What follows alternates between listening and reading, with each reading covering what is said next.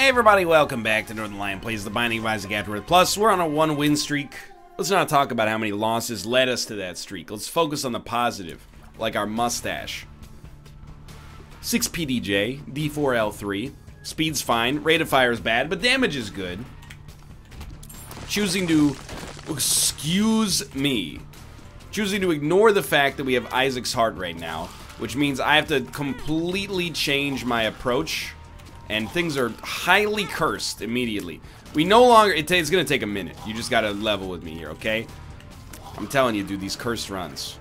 Why is it cursed? We can no longer dodge away from enemies. We have to dodge into them. There's one problem with dodging into enemies. If you don't kill them on the dodge in, then they're right next to you. And they're going to attack you as you... I don't know what to say. I don't know why. I thought me and the Binding of Isaac were on good terms. At least we got the mustache preserved. I thought the Binding of Isaac and I were on good terms. That's what I mean to say. Apparently, I was incorrect in that assumption. Actually, the game hates me. I thought we were cool, and it turns out the answer is that we're not. All I want to do is build a little bit of momentum. Have a run, you know, that doesn't start with Isaac's Heart. Have a run that doesn't, you know, give me 6 range or something along those lines. And it looks like, I mean, like, to be honest with you, like, this run's looking really good right here. So I got no complaints there. You know, all it is dust in the wind. You lose a run. This doesn't appear to be a library, just so you know. Just thought you'd like to know that. This could be Algiz. The Hanged Man. That is not Algiz. Losing a run when you're at 1 streak total, not really anything to worry about, all things considered. You can live your life feeling just fine. And I think this run so far is really good. I actually love to have IV bag. I'm just hoping that along with IV bag, we can maybe use that to springboard to a blood bag a little earlier on the next floor, but, you know, no pressure. Really what I like about this is that we don't have Isaac's Heart. I feel like that's a critical part of this situation here. You're welcome to play that seed for yourself, by the way. Who knows? Maybe the first item room, you know, I don't make the rules. First item room could have contained Mom's Knife. If you get Mom's Knife and Isaac's Heart, you're probably good to go. Many people may consider that Isaac's Heart is not that bad of an item. I just want you to know, I hate it. Cobalt hates it. That's not the only 2 Isaac players on Earth, but between us, we've got like 7,500 hours of experience. Beyond that, even if Isaac's Heart is not that bad, you certainly don't want it to be your only item when you have 16 rate of fire. And that's the bottom line. Most of the time you pick up that item, you have to put it in context. You know, you're going to be a few floors deep. You're going to have some other things potentially going for you. We did not have those. But I'm not salty about it. I know it sounds like I'm salty. We have to avoid the stigmatization that any kind of, like, outburst of emotion is anger, and that's something that should be, you know, worked against as streamers. You know, sometimes an outburst of emotion is entertaining. Sometimes it's manufactured, sometimes it's legitimate, but either way, it's all... Oh, there goes our deal with the devil chance. Now I'm salty. Either way, there's, you know, there's some purpose behind it. Range down is fine, as long as you don't get 1,000 of them. Okay, don't accidentally murder yourself here. This is the whole point of that. 26 cents. Pardon me, sir. I do think I actually want to go Golden Teleporter. Because, again, I've given up all hope, you know? I'm like Hawkeye. I can't live a normal life anymore. We don't have normal Isaac runs. All we have are Isaac runs that are either cursed or zany. And this one is hopefully zany, you know? Last one was zany. We got Void, Car Battery. We sucked up every item under the sun, including Dad's Key, and we ended up fighting Mega Satan. That was a cool run. I had a good time with it. I longed for a more traditional run, and the game said, here's a more traditional run for you. How about Isaac's Heart, and you can go screw yourself. And then on this one, they're like, here's the keys, my friend. Here's the keys to Zane. And to that I say, you know what? I'll take on the mantle of Zane. Because One Direction no longer exists, I think. I don't know. I don't see anybody tweeting about One Direction anymore. People tweet about 5 seconds of summer. I don't want to rain on anybody's parade. You know, when I was a kid, people had posters of the Spice Girls, Backstreet Boys, NSYNC. Nowadays on Twitter, people going back and forth. Who's your favorite 5SOS member? My favorite is Davey. Davey sucks. One time he petted a puppy in the wrong direction so its fur bristled instead of being patted down nicely. Yeah, well, you're probably like a Lewis stan, aren't you? Lewis, you know, getting arguments. You know who's the... And I don't mean the worst for this, because I know, you know, when I say that, people are going to take offense. You know who's noteworthy for this? Is K-pop fans. And I have no idea why. I think it's a combination of the fact that you like K-pop, which is fine, but then also it's like exotic because it's from another country. So people think that it's like this weird thing instead of just being pop music in a different language. You know, I'm not trying to ruffle any feathers here, but when Kate and I were in South Korea, there was a thunderstorm. You know, a perfectly harmless thunderstorm. Unless you're a tall tree, in which case I feel for you in this situation. But for a human being, in a human being context, thunderstorm is no big deal. You stay inside. We heard the thunder at our hotel. We stayed inside because, you know, it was the nighttime, like to an extreme degree. We heard it and I was like, man, that's loud. Next day, woke up.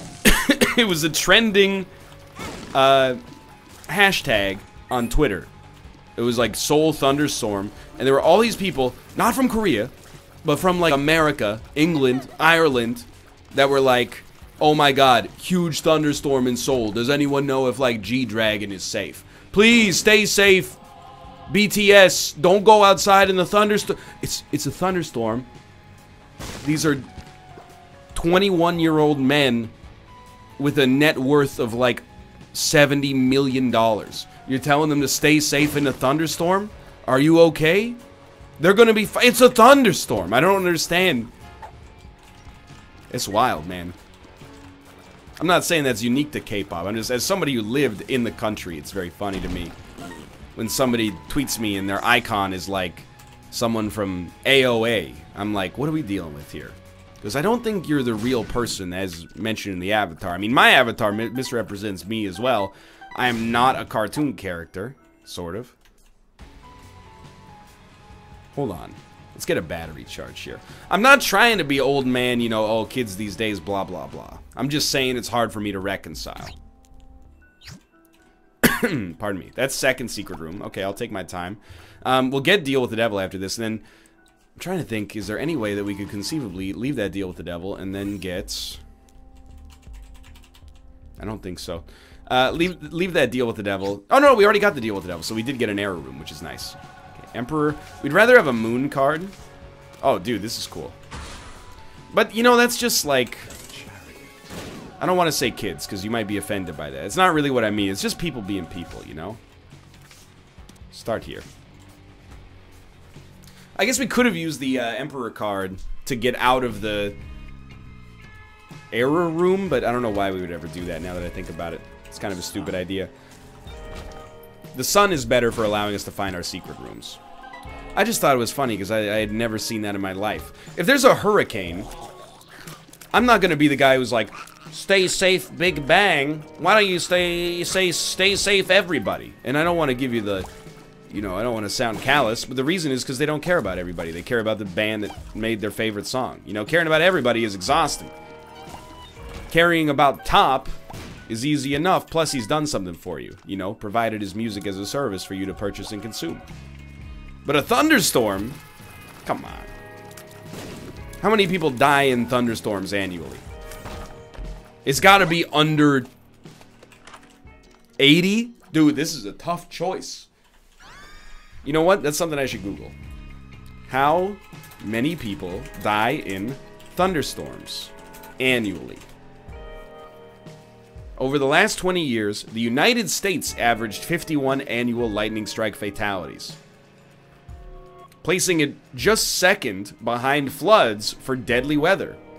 Dude, only 9 to 10% of people struck by lightning die? That's incredible. Human beings are awesome. Okay, so you know, you're expecting me to eat my words because, you know, the idea is if it's the second deadliest form of weather, well, aren't you feeling like a little bit of, like a, you know, I told you so NL? No, not even close, because thunderstorms happen a lot more regularly than, like, you know, an earthquake, for example. Would you describe an earthquake as weather? That's a good question. I hadn't really considered it. What I will say is I might not suggest that an earthquake is weather, even though it is, you know, the conditions as presented by the Earth today. But if I watch the weather report for tomorrow, and they didn't mention that there's probably going to be an earthquake tomorrow, I would be a little cheesed as the pots and pans rain down from our, you know, kitchen cupboards. It's the kind of thing I think you would at least like to mention. Anyway. Nobody tweeted me and said, stay safe in the thunderstorm. And you know what? I appreciate that. Because if you had, I would have given you, like, a 140 to 280 character rant, roughly equivalent to what you just saw. I loved it, though. Stay safe during the thunder. Don't go outside and stand on top of a tall mountain during the thunderstorm, GD. Just in case that had crossed your mind for literally no reason whatsoever. Dude, he's sleeping in like a, you know, floor 57 condo in downtown Seoul. The dude's not out there flying a kite on the top of Apson Mountain. Anyway, this bit has gone on too far. I'm just saying. That level of fandom is hilarious. You see it not for many YouTubers, but you do see it for YouTubers sometimes. I'm not gonna be the guy who says, hey, YouTubers, harden the F up, okay? Because I don't want to be that guy. I don't want to take on the mantle of pretending to be a man's man, because I'm not. And I've been complaining about having, you know, basically like a virus or a bacterial infection for like the past week and a half. But there's some times where people are like, you know, there's wildfires in British Columbia. Sometimes people will tweet me and like, be safe. And I'm like, yeah, dude. I appreciate the sentiment. I genuinely do. And the well wishes and the, you know, just in general, the semblance of care that you have. But also, I don't know if other people have this degree of pride. It might be, I'm not saying just me, but it might be not a universal thing. But as an adult man, when people tell me, like, hey, be careful, like, don't walk into the part of British Columbia that's on fire, I'm like, I've lived for 29 years on God's green earth. I'm not gonna walk into the fire. I've never broken a bone in my whole life. I stay away from slides, monkey bars, you know? You don't have to tell me to avoid the fire. I take a little bit of insult to that. You think I'm gonna walk into the fire? You don't know me. I should have left that. We could have used that to teleport. Anyway, I digress. I shouldn't. It's a bad habit. I'm recognizing this first. That way no one can turn it against me later. I do not know where the second secret room is. It's the first time I've ever used the Horf pill productively. But I'm just saying, hey y'all, turns out thunderstorms are a little bit more dangerous than I originally anticipated. So, definitely, like, stay safe during the thunderstorms. Don't go outside and stand on top of any tall hills. Also, you know, if your stove is on, like, don't put your face up against the burner. I don't know if you knew that, but it's just something that I would advise you to avoid if possible, because it's dangerous. I don't know if you knew that. I just care about you. I like your content a lot, so it would be good if you didn't do that. On top of that, you're like, oh god, he's got more. Do your best, and it's not always easy, okay? You gotta take care of yourself, number one. But do your best to manipulate your diaphragm, you know, contract and relax it. And what that'll do is it'll, your lungs, due to a pressure differential, will inspire air And as you know, 71% of air is nitrogen, but like, a certain percentage of it, like 22% is oxygen. Your body, the hemoglobin in your blood, many people don't know this, will bind to the oxygen and carry that, to the cells and various biological systems of your body. It'll deliver that oxygen, which is used as one of the terminal steps in the production of ATP that allows you to continue to have metabolic function as you age. I should have gone one more and gotten the error room. I'm just saying it's self-evident, okay? I'm not trying to be an edgelord to any degree. Plus, I'm out of material because I've been inside for 5 days trying to fight this fake pneumonia off. It's not real pneumonia. It's fake pneumonia. But it's a lot like the real thing. It's like diet pneumonia. The old man's best friend, as they call it back in the day. What do you guys think is the actual most likely, like, doomsday prepper situation? I'll give you a few. I think, again, I love this question because it's a lot like what conspiracy theory. If you had to believe in a conspiracy theory, which one do you think is most plausible? You could learn a lot about somebody by asking them this question. There's many. One is, fossil fuel shortage, OPEC countries turning off the taps, making it so that the United States or North America or Europe don't have access to fossil fuels. Complete industrial collapse, transportation network falls apart. You might say you don't have a car, but, it's pretty bad if they can't ship food from farms to your grocery store, for example. So there's one. Solar flare or EMP, that wipes out all electronics on planet Earth. There's another one. Foreign entities recalling the global debt that the United States has. Now, not all of these are, like, obviously applicable to everybody else in the world. Like, if you were in China and they called back the foreign debt, you might be like, that's not a global collapse situation. That's like a celebrate good times, come on, sort of situation. Isn't the foreign debt, like, in the U.S. grossly misunderstood anyway? It's like, it's not actually meant to be paid off. It's just other countries they loan money to America because America has a very good track record of being able to pay back the interest, but if one day they weren't, then things could hit the fan, something like that. All sorts of creative Hollywood accounting. That's why Harrison Ford didn't get paid his proper wage for the Star Wars movies. That Hollywood accounting. Anyway. There's a few. I'm trying to think of some of the other ones that came up all the time. Catastrophic climate change. That seems like a big one. Global pandemic. That's another one. I think, pardon me, I'm of two minds. I consider myself a scientific guy. By the way, I'm not spending any of my time. I guess the other one would be like Yellowstone eruption. Or like a huge earthquake, because that's what, on the Pacific Northwest, everyone's worried about the big one. And by worried, I mean we all make jokes about it, and we're like, hopefully it won't happen. Ha ha ha. I'm not preparing for any kind of, like, global collapse, but I'm a pandemic guy with a splash of catastrophic climate change.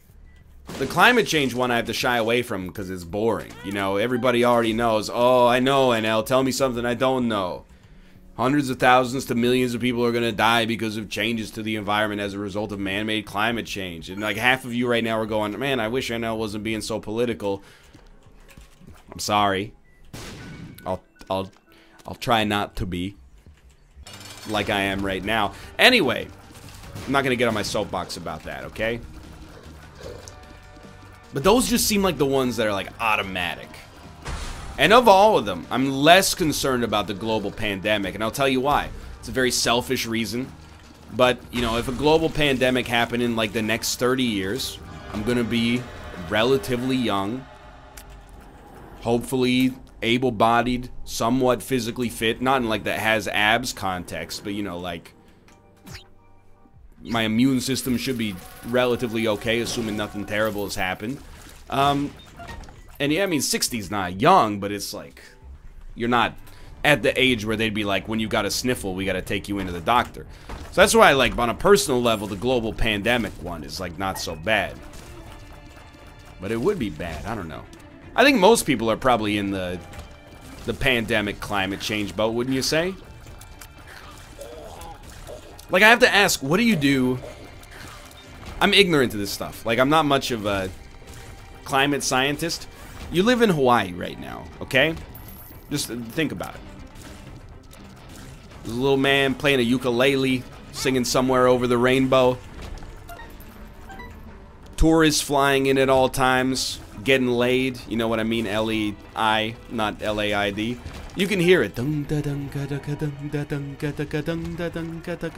It's forgetting Sarah Marshall at all times. Only what's this? A slowly encroaching line of water threatens to swallow your beachfront property. What do you do about that? I understand, by the way, that like the Netherlands is basically preserved by a series of sandbags that prevent the entire country from being flooded because it's under the sea level. But like, can you just do that forever? It seems dangerous. I'm not trying to ruffle any feathers. I'm saying, like, deliberately. I'm very ignorant to the context of the situation. Anyway, on that sunny note, let's start playing some Isaac again. I don't have, I know this is a cop-out. I don't like to be the guy who gives loopholes. I like to answer these difficult questions in a well-reasoned way whenever possible. I don't have, like, a conspiracy theory that I believe in, as far as I know. So it makes it hard to, like, even pick one that I would choose to believe in, because that seems like a strange question, but anyway. I just like asking it, because you'll hear some amazing answers that other people give you. Remember we asked Cobalt, and he was like, the US government did 9/11, and I was like, oh my god! There was no hesitation on that whatsoever. I can't believe you said that. That was a great NLSS moment at someone else's expense. Sure, I'll take Flatstone. By the way, probably should not have given up literally all of my HP. But at the same time, it's fun, and screw you. How does that make you feel? I didn't mean like... It's more like a screw you, I won't do what you tell me, you know? It's like a Rage Against the Machine. Like, I was gonna call him Tom York. Zach De La Rocha, he's not going around going, F you. He's going, F you, I won't do what you tell me. F you within the context of your demands. Which is what I tried to explain to my mom when I said it to her as she asked me to clean my room. F you, I won't clean up my bedroom. Those who die. Doomed to die. Or something, and okay, so we're gonna go to boss rush real quick here.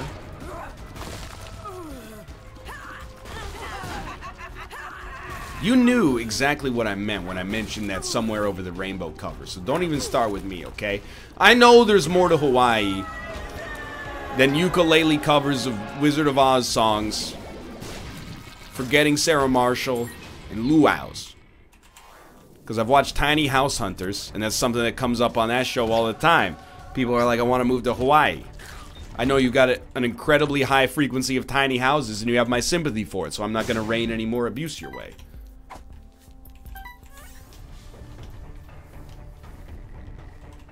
It's a beautiful song. I'm not going to say it's not, okay? I like what I like. That is a secret room, probably. Yeah, I smelled it a mile away. So we are, you know, in my opinion, we're getting close enough to being able to say goodbye to our golden teleporter.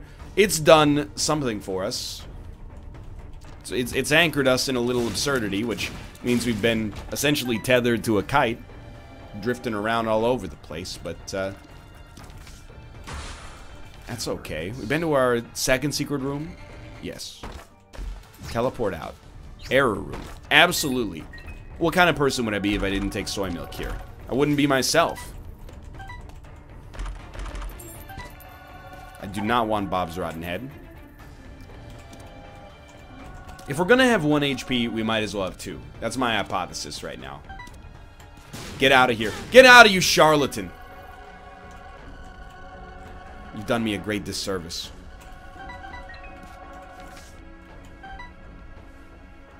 I think at this point, this is where I stop looking for error rooms, not because I'm, like, upset, but because they've done enough. By the way, this run, you might think the soy milk pickup is bad. I very, very much disagree. We have a 1 rate of fire with 2 damage. That is insanely great. That's so much DPS. Now, you can do better. The problem is you have an upper cap on your rate of fire, right? Like, it never gets better than 1. You can't have, like, a 0.2 rate of fire. So, this is as good as our DPS gets in the tier direction. If we can get some extra damage, we could do something, but we may or may not. Still, nothing to be sad about here. You're gonna teleport me back into the error room, aren't you? Sorry, I almost choked up a little bit there. On some of the phlegm still living in my throat. I just want to say to this virus, first off, frig, you won't give up my carbon. But secondarily, you're not gonna win. I will defeat you. If you ever come back, my immune system, say cheese, we got a snapshot of your RNA makeup, okay? Look it up. Viruses don't have DNA, they have RNA. Wait, is that true? Do viruses have DNA? Most viruses have either RNA or DNA. Okay, so fair enough. You know, I was like almost literally half right, which in the adult world we call wrong. But, you know, I'm also still in school, so cut me some slack, Mom. Frig, you won't turn in my rubric. It's always the one that got me the most in school. You guys still have that? Do they do that in this day and age? You know, when you hand in... I get that, like, you know, in 8th grade, you don't want to judge people 100% by the quality of their essay, right? You know, it's 8th grade. Who cares? The essays are all bad. Don't take this the wrong way if you're around that age. Or if you have, like, an essay you're really proud of that you wrote when you're 14, go back and read it. I promise you, if you have aged appropriately, you're going to be like, this essay's garbage. Of course it's garbage. You wrote it when you were 13. It's going to be garbage forever. It might be relatively good compared to the rest of your classmates, but it's not like it was written by an adult. It was written by a 13-year-old. Don't take it the wrong... Again, why? I don't understand. Why are you booing me? I'm right. Anyway, the point is... But we would always have these weird things, like in our school. Teacher would be like, well, you get 5% for having your title underlined. You get 5% for your name being in the right location. Your bibliography is worth 15% in ALA or MLA format.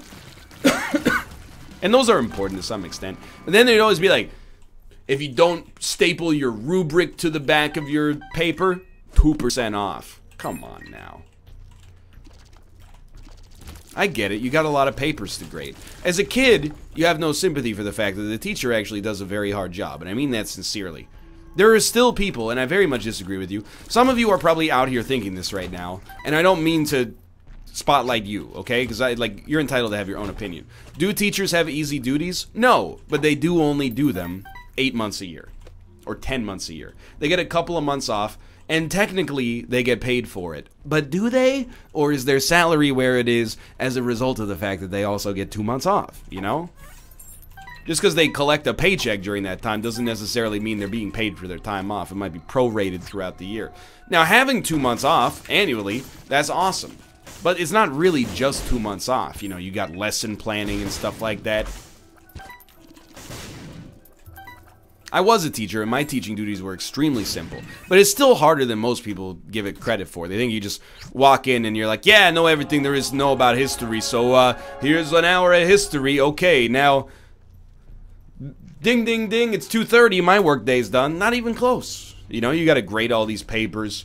Whenever a kid cuts up in class, you know, you gotta deal with it afterwards. You gotta call the parents and be like... Or you could just not care and then not call the parents. And that's fine too. And then you gotta deal with crappy parents that are like, you know, they trust their son or daughter more than they trust like an adult professional. And there's probably situations where they should, okay? But I'll be the guy who says that in most situations, you should probably default to the wisdom of the teacher. Assuming you're picking up a vibe that the teacher is like relatively on the level. I'm taking Guppy said. We're done with this teleporting nonsense. Like, I'm not saying that bad things in schools don't happen. All I'm saying is if your teacher, your kid's teacher, fails your kid, and then, you know, you go, hey, why'd you fail my kid? And they go, your kid sucks at school, and they don't try at all. And then the kid goes, that's not true, she just hates me. you should trust the teacher in that situation, okay? You have an obligation to your child, as strange as it sounds, to touch the, not to touch the teacher. I mean, if, you know, it depends if it's a liar-liar situation and you're both, you know, out of other relationships and, you know, you want to pursue things, that's fine, but that's not the way it would start in all likelihood. Well, I've derailed myself thusly, but, you know, you have an obligation to your child to trust the teacher over the child in that situation. Because otherwise, your child is going to turn out to be a real piece of garbage. Or at least they're going to have a higher chance to. Let's not go too deep there.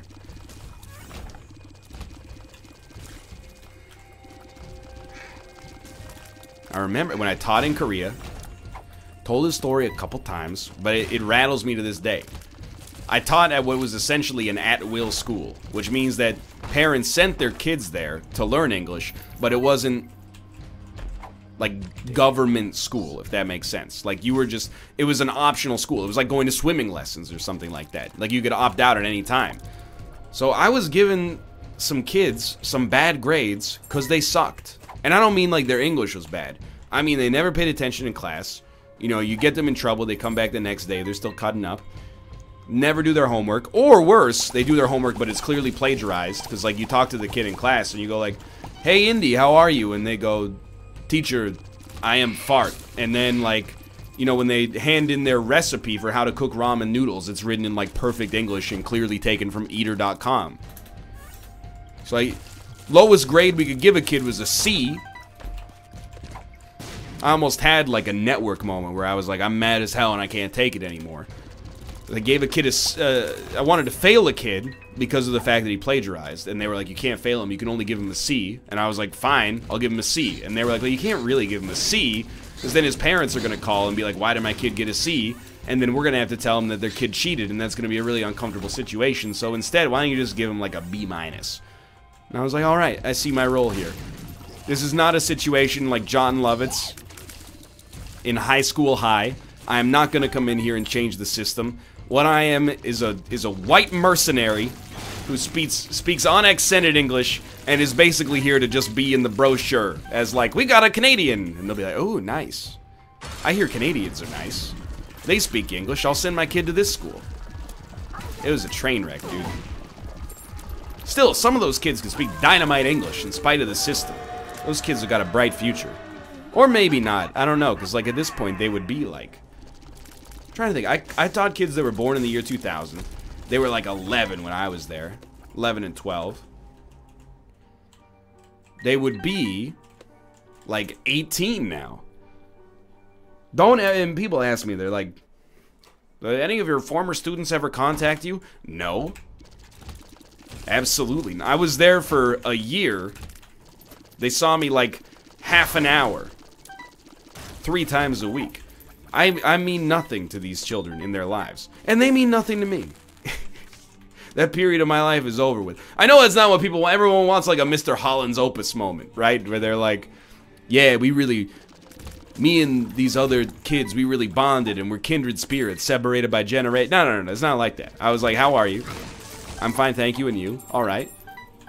It wasn't like a mean-spirited teacher, but at the same time, I wasn't there like, it wasn't a blindside situation where I was coaching them through life's ups and downs.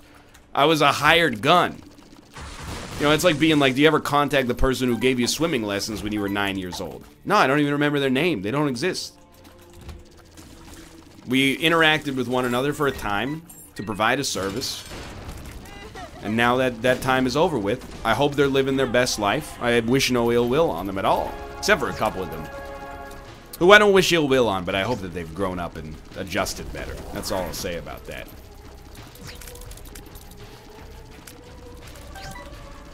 Anyway, that's why I don't teach anymore. It wasn't for me. But that school, man. I don't know if that happens in other parts of the world, but that's like the problem with the Korean education system, in my opinion, at least in the private side. Hello, Tomo, welcome. Now, Tomo, that's an innocent boy. Isn't he Tomo? Isn't he meowable? Isn't he sleepy? Various other rhymes. Now, my co-workers from then, I contact all the time, because, like, it's the closest I have to a situation where we went through war together. You know, they were in the trenches with me.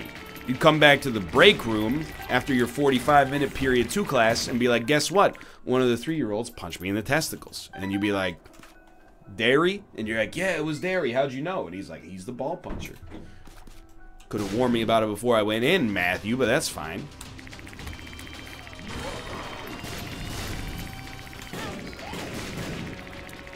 I think when you're a student, you have a different idea of the scholastic experience. For you, it's all fun and games. You're engaging in some jousting with your teacher. You know, you're trying to figure out where you stand in the social hierarchy of the classroom. There's nothing better than getting one over on your teacher, right? To be honest with you, the teacher probably knew everything you did that misbehaved. They probably just didn't care, because they were like, you know, you gotta pick your battles. As a teacher, it's different. If you're a lifelong... I make a distinction. If you're an educator, there's a difference, you know? You're forging lifelong or at least, like, semi-permanent relationships on a mentoring basis. We were basically glorified daycare. I don't know why I'm justifying myself. Anyway, I'm just trying to say, teachers out there, I know you're doing a hard job.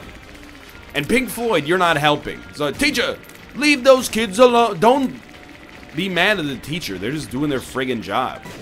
Be mad at the school board. It's, you know, forcing this kind of regimented education. I don't know why you gotta take it up. Like, Pink Floyd has set teachers back, like,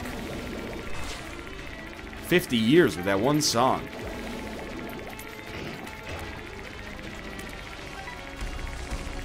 And I don't respect it. Any song about school being out. Where's the schools in songs? School's back in session. Let's commence our learning. Hello, teachers. Hello, textbooks, you know. More of that, please. So this is why I got beaten up a lot. Anyway, that's not true. I shouldn't co-opt the identity of a bullying victim just to make a quick joke. But you laughed, probably. So I'm going to consider myself absolved there. Hey, thanks for watching. I hope you've enjoyed the episode. If you did, click the like button. It helps out a great deal. Of course, subscribe if you want to see more in the future. For now, thanks for watching, and I will see you next time.